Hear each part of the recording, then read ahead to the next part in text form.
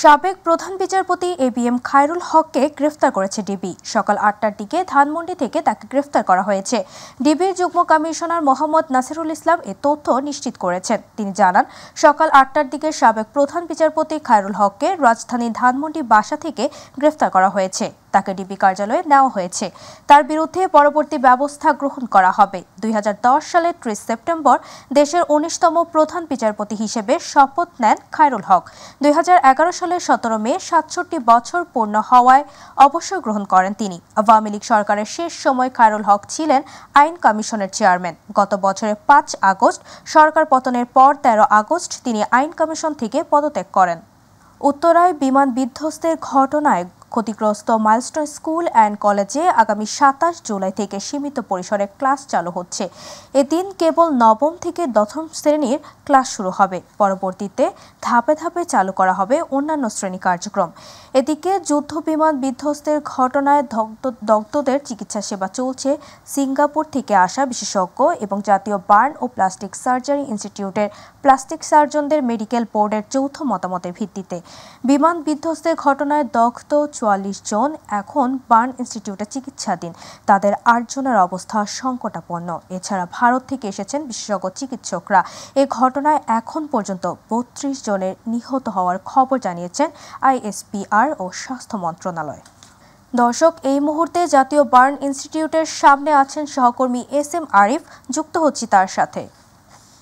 Arif, milestone ট্র্যাজেডির ঘটনায় দগ্ধদের চিকিৎসা কার্যক্রম নিয়ে নতুন কি তথ্য আছে আপনার কাছে আমাদের জানাবেন। তাবাসসুম, মাইলস্টোনের যে দুর্ঘটনা সেখানে যে বার্ন ইনস্টিটিউশনে ৪৫ জন যে রোগী রয়েছেন, দগ্ধ রোগী, তাদের চিকিৎসা সেবাও চলছে এবং এই চিকিৎসা সেবায় নতুন করে যোগ হয়েছে ভারতীয় একটি চিকিৎসক দল। ৪ সদস্যের সেই চিকিৎসক দলে ২ জন চিকিৎসক এবং ২ জন নার্স। আমরা গতকালকেই জানি যে গতকালকে রাতেই তারা বাংলাদেশে এসে পৌঁছেছেন এবং আজকে সকাল থেকে তারা যোগ দিয়েছেন এই চিকিৎসা সেবায় বার্ন ইনস্টিটিউশনে। এবং এছাড়াও কিন্তু এই চিকিৎসা সেবায় যুক্ত আছেন সিঙ্গাপুরের একটি বিশেষজ্ঞ চিকিৎসক দল। সেখানে একজন চিকিৎসক এবং ২ জন নার্স সেখানে যুক্ত রয়েছেন।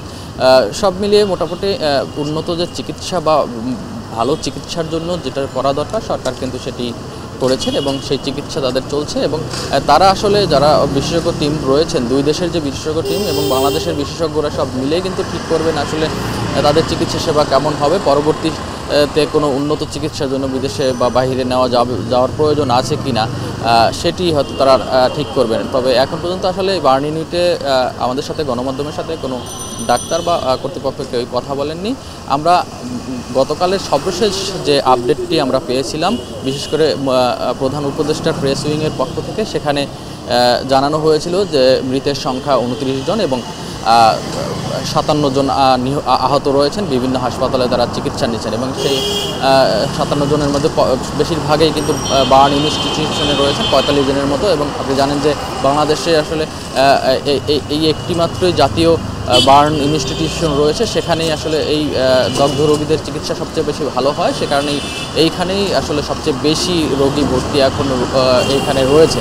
এবং এই যে নিহত এবং আহতদের মধ্যে কিন্তু বেশিরভাগই শিশু। আমরা যদি সেটি বয়সের হিসাব করি, যারা নিহত হয়েছেন তাদের ১১ বছর বয়সী শিশু রয়েছেন ১০ জন এবং ১২ থেকে ১৪ বছর বয়স এরকম শিশু রয়েছেন ৮ জন। মোটামুটি বাকি অন্যরা বিভিন্ন বয়সী। মোটামুটি বলা যাচ্ছে যে যারা নিহত হয়েছেন তাদের বেশিরভাগই শিশু এবং আহত যারা, সেই সংখ্যাও কিন্তু আসলে আমরা যদি বয়সের হিসাব করি, ১২ বছরের যে বয়স এর নিচেই কিন্তু বেশিরভাগ শিশু আহত হয়েছেন। এবং একটি বড় ট্র্যাজেডি ঘটে গেছে এর মাধ্যমে। আপনি জানেন যে আহত এবং নিহতের ঘটনা নিয়ে কিন্তু অনেক ধরনের কথা উঠছে বিভিন্ন সোশ্যাল মিডিয়া থেকে শুরু করে। আমরা দেখেছি যে মাইলস্টোনের শিক্ষার্থী সহ বিভিন্ন শিক্ষার্থীরা কিন্তু এই নিহতের যে প্রকৃত ঘটনা উদ্ঘাটনের দাবিতে অনেক সময় বিক্ষোভ করেছেন, তারাও অনেক ধরনের তথ্য দিচ্ছেন। তবে সব মিলিয়ে কিন্তু সেইগুলো সঠিক যে নির্ধারণ আহত এবং নিহতদের, সেটির কারণে কিন্তু একটি কমিটিও গঠন করা হয়েছে রাজধানীর যে মাইলস্টোন স্কুল অ্যান্ড কলেজ রয়েছে সেই কর্তৃপক্ষের মাধ্যমে। তবে সব মিলিয়ে বলা যায় যে এই আহত এবং নিহতদের যে প্রকৃত ঘটনা, এটি সবাই চায় যে সবাই সামনে আসুক এবং এই কমিটির মাধ্যমে সেটি সামনে আসবে বলে আমরা মনে করি। এই ছিল আমার কাছে সর্বশেষ। আপনাকে আপনাকে ধন্যবাদ। দর্শক, জাতীয় বার্ন ইনস্টিটিউট থেকে দগ্ধদের চিকিৎসা কার্যক্রম নিয়ে সবশেষ তথ্য জানাচ্ছিল আমাদের সহকর্মী SM আরিফ।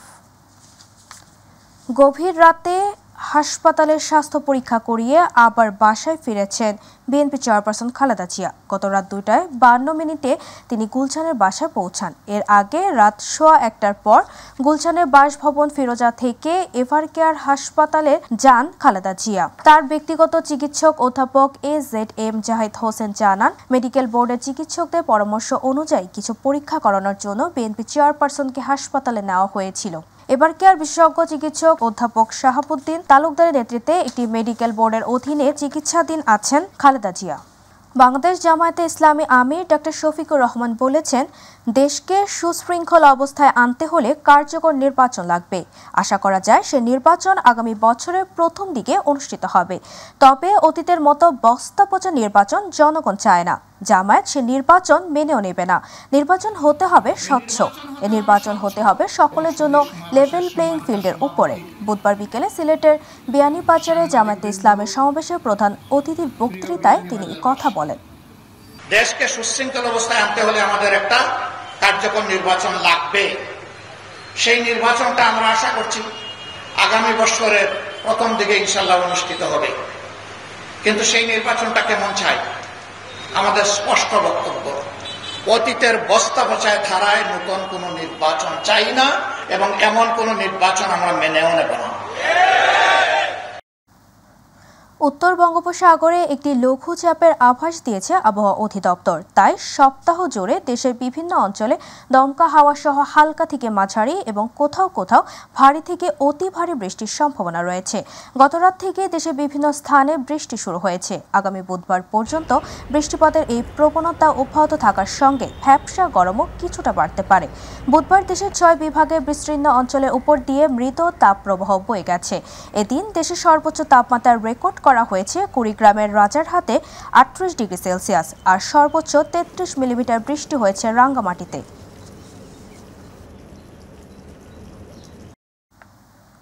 সরকারি চাকরি আইন সংশোধন করে নতুন একটি অধ্যাদেশ জারি করেছে সরকার। বুধবার এটি গেজেট আকারে প্রকাশিত হয়।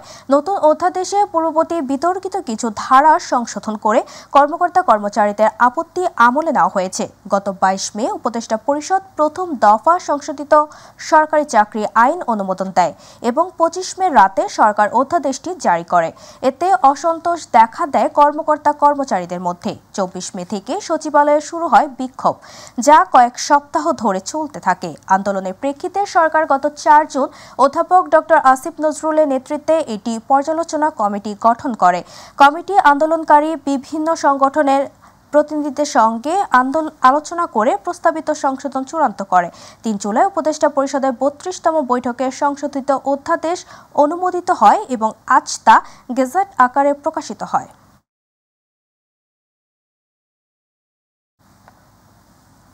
স্বপ্ন দেখেছিলেন উন্নত জীবনের, লিবিয়ার সাগর পাড়ি দিয়ে পৌঁছাবেন ইতালি।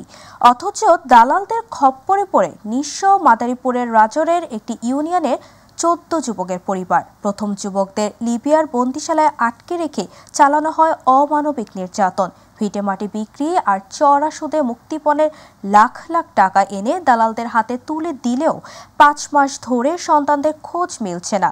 এতে পাগল প্রায় পরিবার। প্রতিনিধি মাসুদুর রহমান সর্দারের রিপোর্ট, জানাচ্ছেন আতিকুর রহমান তিতাস। আদরের সন্তান খলিলের খোঁজ নেই 5 মাস ধরে। এই কান্না বাবা আজিজ খালাসির। সন্তানকে ফিরে পাবার আশায় ছবি হাতে নিয়ে ঘুরছেন বিভিন্ন এলাকায়। তার অভিযোগ, কৌশল খাটিয়ে ছেলের পাসপোর্ট নেয় দালাল চক্র, পরে একে একে দালালের হাতে তুলে দেন 36 লাখ টাকা। খলিল এখন কোথায় আছে জানেন না তিনি। একইভাবে দিনমজুর সোহেল চৌকিদারও পড়েছেন এই ফাঁদে। বাড়ি ছাড়ার আগে স্ত্রী রুনা বেগম ও তার 3 মেয়েকে রেখে যান। লাখ লাখ টাকা দালালরা হাতিয়ে নিলেও দীর্ঘদিন ধরে সোহেলের খোঁজ না থাকায় দিশেহারা পরিবার। গেম করে নেওয়া দিয়েছিল, মাফিয়ায় ধরছে, এখন টাকা লাগবে আবার 15 লাখ। 15 লাখ টাকা নেওয়ার পর এই 6 রোজার তন এই পর্যন্ত আমার পোলার নগে কোনো খোঁজ খবর নাই, কোনো মোবাইলে যোগাযোগ নাই। 45 লক্ষ টাকা আমি দিছি। এই পর্যন্ত আমার ছেলে আছে কি না আছে কোনো কইতে হবে না। 8 রোজায় কথা হয়েছে, এরপর কোনো কথা হয় নাই। টাকা পয়সা মনে করেন জমি জমা বাড়ি ঘর যা আসলে সব বেচে কিনা নিঃস্ব। একই অবস্থা মাদারীপুরের রাজৈরের বাজিতপুর ইউনিয়নের 14 যুবকের পরিবারে। ঘরে ঘরে এখন কান্নার রোল। ভাগ্য পরিবর্তনের আশায় ইতালির উদ্দেশ্যে 1 বছর আগে বাড়ি ছাড়েন তারা। পরে তাদের লিবিয়া জিম্মি করা হয়, নির্যাতন চালিয়ে আদায় করা হয় মুক্তিপণের টাকা। কিন্তু 5 মাস ধরে কোনো খোঁজই নেই যুবকদের। বাবুল দালাল আর ওই যে শশী আর শনি রফিক এরা যে 40 লাখ টাকা নেছে। ব্যাগ দিয়া 35 লাখ টাকা দিয়া, প্রথম দেয় 15 লাখ, এরপর দেয় 5 লাখ বেরিয়া নিখোঁজে করিয়া কয় ছাড়াই আনার কথা কইয়া নেয় 15 লাখ। আজ পর্যন্ত আমার বাড়ি বেড়ার কোনো খোঁজ খবর পাইতে আসি না। স্বজনদের অভিযোগ, সহায়তা ও উন্নত জীবনের প্রলোভন দেখিয়ে প্রত্যেক পরিবারের কাছ থেকে একটি চক্র প্রথমে হাতিয়ে নেয় 15 থেকে 20 লাখ টাকা, পরে লিবিয়ায় বন্দী করে আদায় করে আরো 30 থেকে 40 লাখ টাকা। ঘটনার পর ঘরে তালা ঝুলিয়ে লাপাত্তা অভিযুক্ত বাবুল ও তার পরিবার। ওরা আমি আনুমানিক বলতে পারবো না যে কতজন লোক নেছে। ব্যবসা করছে তারা, দেখছি বাড়িতে লোক আসে যায়, পোলাপান পার করে, আবার রাখে, আবার লিবিয়া নেয়, এইটুকি জানি। ওনার অভিযোগ আমি শুনতে আছি যে পোলাপান আটকা, যেটা আমি জানি। আর কোনো পরিবারকে যেন দালাল চক্রের হাতে স্বজন হারাতে ও ক্ষতিগ্রস্ত হতে না হয় সে বিষয়ে সংশ্লিষ্টদের ব্যবস্থা নেওয়ার দাবি জানিয়েছেন ভুক্তভোগীরা। 14 জনের পরিবারের পক্ষ থেকে তো কেউ আসে নাই এখনো। এই যে আপনি যে 14 জনের কথা বলছেন, তাদের পরিবারের পক্ষ থেকে কেউ আমাদের থানায় এখন পর্যন্ত কোনো অভিযোগ করেননি, এবং যদি অভিযোগ করেন অবশ্যই আমরা এ বিষয়ে আইনানুগ ব্যবস্থা নেব। আতিকুর রহমান তিতাস, মাই টিভি। রাজগঞ্জের শাহজাদপুরে গ্রামীণ অবকাঠামো উন্নয়ন প্রকল্পে অনিয়মের অভিযোগ উঠেছে।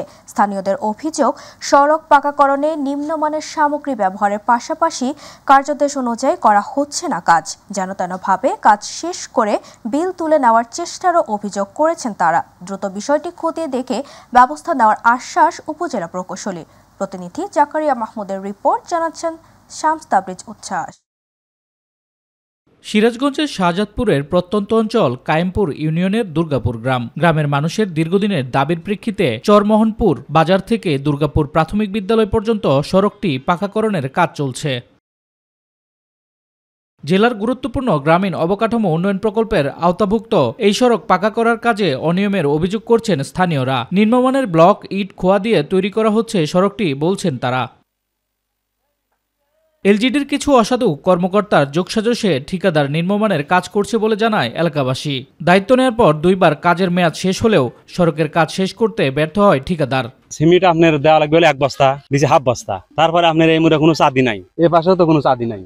আসলে দেখেন, যেভাবে রাস্তা হওয়ার কথা হাইট, সেভাবে তো রাস্তা হয়ই নেই। তারপরে 2 পাশে যে 3 ফিট করে আপনার চওড়া থাকা লাগবে, সেটাও করেনি। ঠিক আছে, মাটি কিনে আইনে রাস্তায় ফালানোর কথা, সেটাও করে নাই। কোনোভাবে কাজ শেষ করে টাকা উত্তোলনের পায়তারা করলে স্থানীয়রা তার প্রতিবাদ জানান। বিষয়টি নিয়ে স্থানীয়রা কথা বললে দেয়া হয় উকিল নোটিশ, জানিয়ে ক্ষোভ স্থানীয়দের মাঝে। আমাদের স্বপ্নই আর কি যে একটা রাস্তা দিতে হয় আমাদের এই অবহেলিত গ্রামগুলিতে আমরা ভালোভাবে চলাচল করতে পারবো আর কি।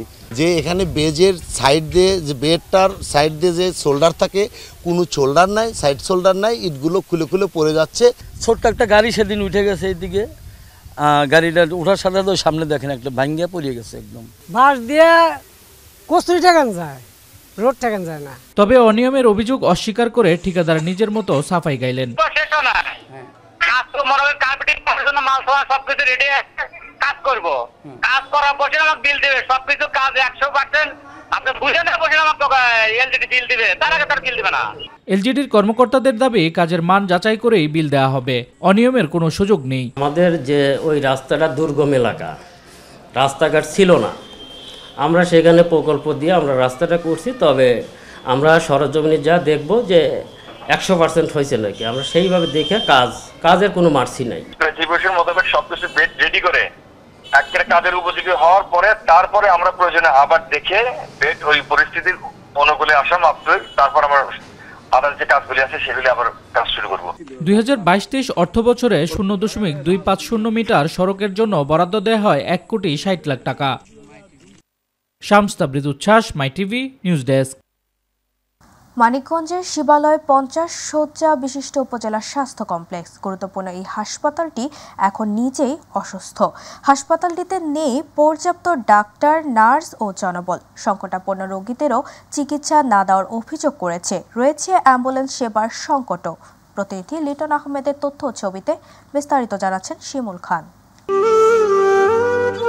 ছোট ভাইয়ের কবরের পাশে বসে আছে বড় ভাই। রাগ করে ছোট ভাই বিষ পান করলে তাকে নিয়ে যাওয়া হয় শিবালয় স্বাস্থ্য কমপ্লেক্সে, কিন্তু তার চিকিৎসা ছাড়াই ফিরতে হয় স্বজনদের। অবশেষে ছোট ভাই পাড়ি জমায় না ফেরার দেশে। রোগী ও স্বজনদের অভিযোগ, বিষ পান করার পর হাসপাতালে নিয়ে গেলে কর্তব্যরত চিকিৎসক বলেন লোকবল সংকটে তাৎক্ষণিক চিকিৎসা দেওয়া সম্ভব নয়। এরপর ভর্তি না করে ফিরিয়ে দেওয়া হয় হাসপাতাল থেকে। উপজেলা হসপিটালে তারা কোনো চিকিৎসা দেয় নাই, আমাদেরকে তারাই দিছে। তারাই দেওয়ার পরে আমরা মানিকগঞ্জ হসপিটালে নিয়ে যাই। ওখানে কোনো চিকিৎসা, ডাক্তার নাই, এটা নাই, সেটা নাই, নানান কথা বইলে ওরা নিল না, ভর্তি করলো না। এই জায়গায় ডাক্তার নাই, ওয়াশ করা হইব না। তাহলে ওই সময় যদি ওয়াশটা করতো তাও তো মনের বুঝ দিয়ে পারতাম যে বাঁচতে বাঁচে। তো নিয়ে গেছি রুগী, ইমার্জেন্সি রুগী, তারা কয় যে আমার ওই হাসপাতালে কোনো চেষ্টা নাই, ডাক্তার নাই। তবে জনবল সংকটের বিষয়টি মানতে নারাজ উপজেলা স্বাস্থ্য কর্মকর্তা। তিনি জানান, রোগীর অবস্থা বুঝে চিকিৎসা দেওয়ার সিদ্ধান্ত নিতে গিয়েই এই বিপত্তি। এরকম কোনো ধরনের কথা বলা নাই যে 2টার পরে সেবা দেওয়ার জন্য লোক নাই। লোক অবশ্যই আছে, কিন্তু রোগীটা সেবা দেওয়ার মতন কিনা সেটা আমাদের ডিসিশন নিতে হবে, এবং সেই ডিসিশন আমাদের ইমার্জেন্সি ডাক্তার এবং ওনার যে টিম থাকবেন উনি নিয়ে থাকেন। বিষয়টি নিয়ে তদন্ত করে আইনগত ব্যবস্থা নেওয়া হবে বলে জানান উপজেলা নির্বাহী কর্মকর্তা। উপজেলা স্বাস্থ্য কমপ্লেক্স শিবালয়ে স্বাস্থ্যসেবা না পাওয়ার বিষয়ে অভিযোগ পাওয়ার পর আমরা সরেজমিনে এটি পরিদর্শন করি, এবং সেখানে ইউএইচএফপিও নতুন এসেছেন, তিনি ছিলেন না, কিছুদিন গ্যাপ ছিল, ইউএইচএফপিও ছিলেন না। নতুন ইউএইচএফপি মহোদয়কে নিয়ে আমরা কর্মপরিকল্পনা করছি কিভাবে আরও জনস্বাস্থ্য সেবা ভালোভাবে দেওয়া যায়। উপজেলা স্বাস্থ্য কমপ্লেক্সে এসে ভালো সেবা পাবে সাধারণ মানুষ, এমনটাই প্রত্যাশা করছেন উপজেলাবাসী। শিমুল খান, মাই টিভি নিউজ ডেস্ক। এবার গ্রাম বাংলা খবর।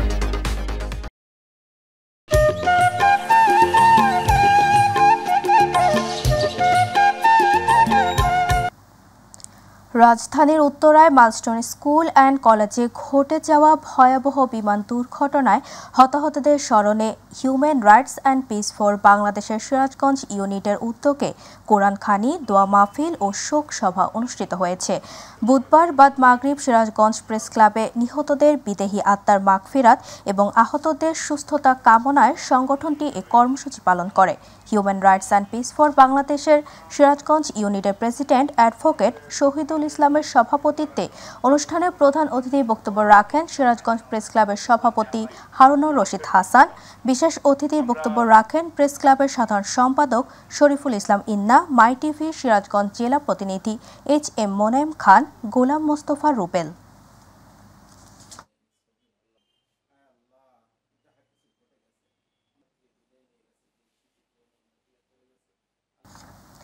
দিনাজপুরের পার্বতীপুরে বিএনপির সদস্য নবায়ন ও নতুন সদস্য সংগ্রহের কার্যক্রম উদ্বোধন করা হয়েছে। পৌরসভার 5 নম্বর ওয়ার্ড বিএনপির উদ্যোগে গতকাল রাতে পুরাতন বাজারহাট চত্বরে এর আয়োজন করা হয়। এ সময় উপজেলা বিএনপির সভাপতি ও সাবেক সাংসদ AZM রেজাউনুল হক, সিনিয়র সহসভাপতি AZM মেহনাজুল হক, উপজেলা যুবদলের আহ্বায়ক আতিকুর রহমান স্বপন, পৌর বিএনপির সভাপতি আতিয়ার রহমান সহ বিভিন্ন অঙ্গ সহযোগী সংগঠনের নেতাকর্মীরা উপস্থিত ছিলেন।